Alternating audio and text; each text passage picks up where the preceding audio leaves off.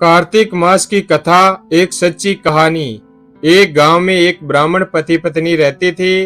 वे दोनों प्रतिदिन 7 कोस दूर गंगा और यमुना नदी में स्नान करने जाते थे। इतनी दूर आने जाने से ब्राह्मण की पत्नी थक जाती थी।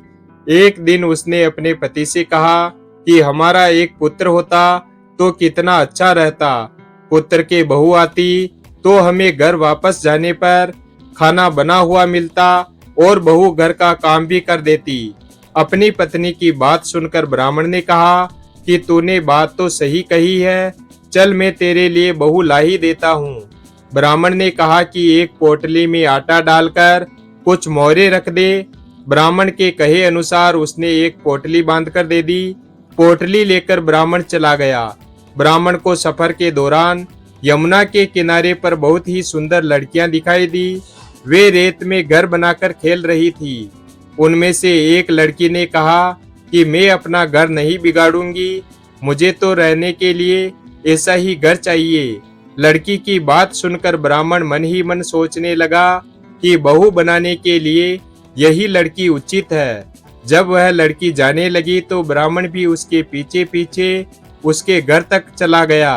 वहां जाकर ब्राह्मण ने उस लड़की से कहा, बेटी, कार्तिक मास चल रहा है, इसलिए मैं किसी के घर खाना नहीं खाता। मैं अपने साथ आटा लेकर आया हूँ।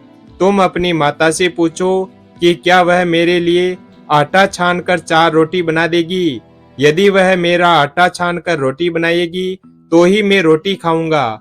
उस लड़की ने जाकर अपनी माँ को ये सारी बात बताई। माँ ने कहा, ठीक है, तुम जाकर उस ब्राह्मण देवता से कह दो कि वह अपना आटा दे दे, मैं रोटी बना दूंगी। जब वह आटा छानने लगी तो आटे में से सोने की मोहरें निकली। वह सोचने लगी कि जिसके आटे में इतनी मोहरें हैं उसके घर में कितनी मोहरें होगी। जब ब्राह्मण खाना खाने बैठा तो लड़की की माँ ने उस ब्राह्मण से पूछा, क्या आपका कोई लड़का है और क्या आप उस लड़के की सगाई करने जा रहे हो। यह सुनकर ब्राह्मण ने कहा कि मेरा लड़का तो काशी में पढ़ने गया हुआ है, लेकिन यदि तुम कहो तो खांड कटोरे से विवाह करके तुम्हारी बेटी को अपने साथ ले जाऊं। लड़की की माँ ने कहा, ठीक है ब्राह्मण देवता। इस पर लड़की की माँ ने लड़की की खांड कटोरे से शादी करके ब्राह्मण के साथ भेज दिया।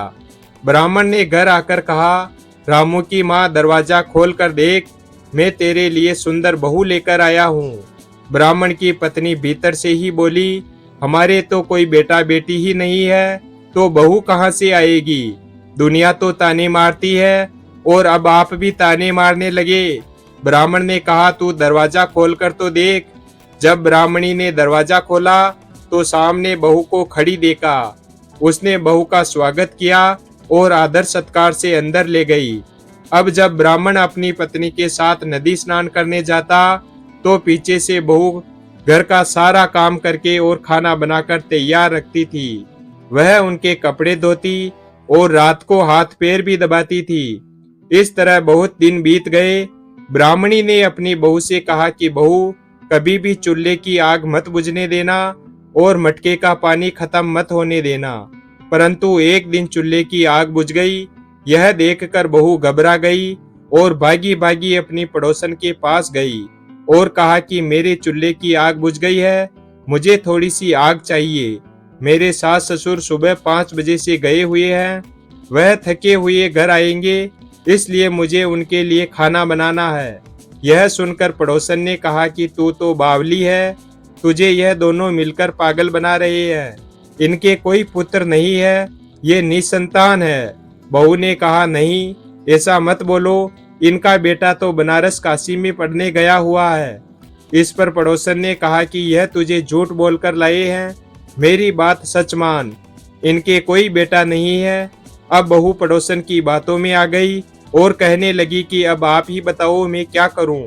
पड़ोसन ने कहा कि करना क्या है, जब तुम्हारे सास ससुर आए तो जली हुई रोटियां बनाकर देना और बिना नमक की दाल बनाकर देना। खीर का चमचा दाल में और दाल का चमचा खीर में डाल देना। पड़ोसन ने उसे अच्छे से सिक्का पढ़ा दिया। फिर जब उसके सास ससुर घर आए तो उसने न तो उनका आदर सत्कार किया और ना ही उनके कपड़े धोए। जब उसने सास ससुर को खाना दिया तो सास बोली, बहू आज यह रोटियां जली हुई क्यों है और दाल भी अलूनी है। तब बहू ने पलटकर कहा कि एक दिन ऐसा खाना खा लोगे तो कुछ बिगड़ नहीं जाएगा तुम्हारा। सास ससुर को खरी खोटी सुनाकर वह फिर से पड़ोसन के पास गई और बोली कि अब आगे क्या करना है। पड़ोसन ने कहा कि अब तुम सातों कोठों की चाबी मांग लेना। अगले दिन जब भी स्नान करने के लिए जाने लगे तो बहू अड़ गई कि मुझे तो सातों कोठों की चाबी चाहिए। तब ससुर ने कहा कि इसे चाबी दे दो। तब सास ने बहू को चाबी दे दी। सास ससुर के जाने के बाद जब बहू ने दरवाजे खोले तो देखा कि किसी में अन्न भरा है, किसी में धन भरा है और किसी कोठे में बर्तन पड़े हैं। जब उसने सबसे ऊपर का 7वां कोठा खोला तो देखा कि शिव जी, माता पार्वती जी, गणेश जी, लक्ष्मी जी, पीपल पतवारी, कार्तिक के ठाकुर, राई दामोदर, तुलसी जी का बिड़वा, गंगा यमुना और 33 कोटि देवी देवता विराजमान है। और वहीं पर एक लड़का चंदन की चौकी पर बैठा हुआ माला जप रहा है। यह सब देखकर उसने लड़के से पूछा कि तुम कौन हो। तब लड़का बोला कि मैं तेरा पति हूँ, अभी दरवाजा बंद कर दे, जब मेरे माता पिता आएंगे तब दरवाजा खोलना। यह सब देखकर बहू बहुत खुश हुई और 16 श्रृंगार करके सुंदर वस्त्र पहनकर अपने सास ससुर का इंतजार करने लगी। उसने अपने सास ससुर के लिए अच्छे अच्छे पकवान बनाए। जब उसके सास ससुर घर पर आए तो उसने उनका आदर सत्कार किया और प्रेम पूर्वक खाना खिलाया और हाथ पैर दबाने लगी। पैर दबाते दबाते बहू ने कहा कि माँ जी, आप इतनी दूर गंगा यमुना स्नान करने के लिए जाती हो तो आप थक जाती हो, इसलिए आप घर पर ही स्नान क्यों नहीं करती हो। यह सुनकर सास कहने लगी कि बेटी, गंगा यमुना घर पर तो नहीं बहती है। तब उसने कहा, हाँ माँ जी, बहती है, चलो मैं आपको दिखाती हूँ। जब बहू ने 7वां कोठा खोल कर दिखाया तो उसमें शिव जी, पार्वती जी, गणेश जी, लक्ष्मी जी, पीपल पतवारी, कार्तिक के ठाकुर, राई दामोदर, तुलसी जी का बिड़वा, गंगा यमुना बह रही है और 33 कोटि देवी देवता विराजमान है। और वहीं चौकी पर बैठा एक लड़का माला जप रहा है। माँ ने उसे देखकर कहा कि बेटा तू कौन है। लड़का बोला, माँ मैं तेरा बेटा हूँ। तब ब्राह्मणी ने पूछा कि तू कहाँ से आया है। लड़के ने जवाब दिया कि मुझे कार्तिक देव ने भेजा है। माँ ने कहा, बेटा यह संसार कैसे मानेगा कि तू मेरा बेटा है।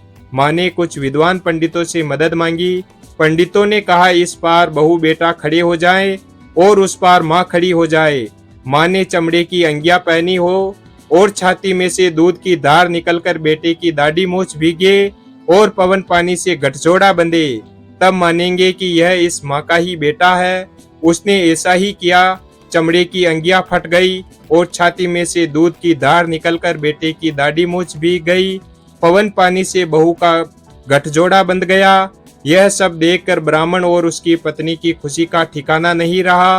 हे कार्तिक के ठाकुर, जैसे ब्राह्मण और ब्राह्मणी को बहू बेटा दिया वैसे सबको देना।